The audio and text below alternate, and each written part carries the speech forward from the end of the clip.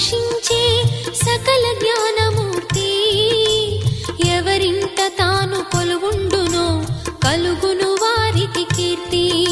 సకల సంపదల మూలము సుమనోహరి లక్ష్మి. శ్రీ చక్రవాసిని మాత శ్రీ విష్ణు ధర్మ పత్ని. తనని నమ్మిన భక్తులకు దరిద్రమును బాపు. కొలిచెడి వనితల కొంగులలో బంగారము నింపు. అష్టలక్ష్ముల రూపున అవతారం దాల్చినది. కష్టములను తొలగించగా భూమిలో వెలసినది.